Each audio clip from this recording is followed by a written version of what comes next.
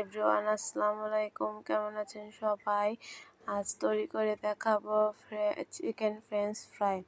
প্রথমে মুরগির মাংসটাকে আমরা লম্বা লম্বা পিস করে কেটে নেব। মুরগির মাংসটা কাটা হয়ে গেলে এখন আমরা একটা পেস্ট তৈরি করে নেব।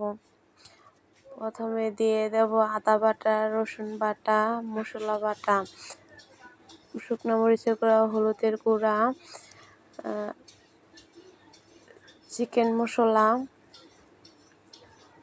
মশলা দিয়ে দেব, চিলি সস দিয়ে দেব, টমেটো কেচাপ, স্বাদ মতো লবণ।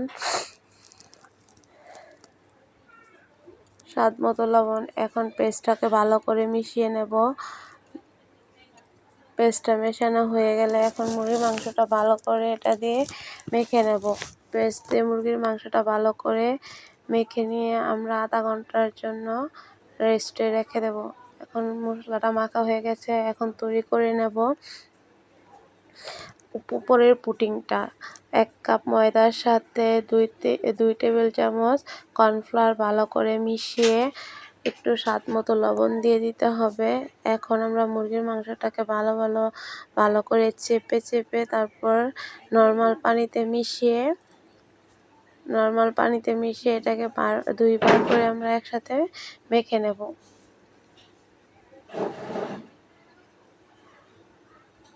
এইভাবে আমরা সবগুলো মাংস এক এক করে ভালোভাবে 2 বার করে মেখে নিলে এখন এগুলো সবগুলো মাংস আমরা একসাথে এইভাবে তৈরি করে নেব।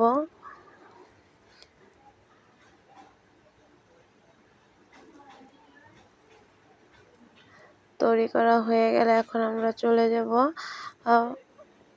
চুলায়।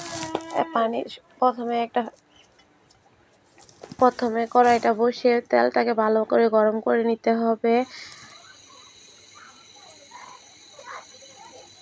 তেলটা গরম হয়ে গেলে এখন আমরা মাংসটাকে দিয়ে দেব। চুলার আঁচটা আমাদের লো হিটে রাখতে হবে যেন মাংসটা ভালো করে ভিতর থেকে হয়ে যায়। যদি চুলার হিটটা হাই হিটে থাকে তবে মাংসটা অতটা খেতে স্বাদ লাগবে না। এক পিঠ হয়ে গেলে পরের পিঠটা উল্টে দেব। এইভাবে আমরা সবগুলো মাংস অল্প অল্প আস্তে আস্তে ভেজে নেব। বেশি আঁচ দেওয়া যাবে না, বেশি আঁচ দিলে মাংসটা অতটাও স্বাদ হবে না। এভাবে আমাদের রেসিপি তৈরি হয়ে গেল। রেসিপিটা কেমন লাগবে বলবেন।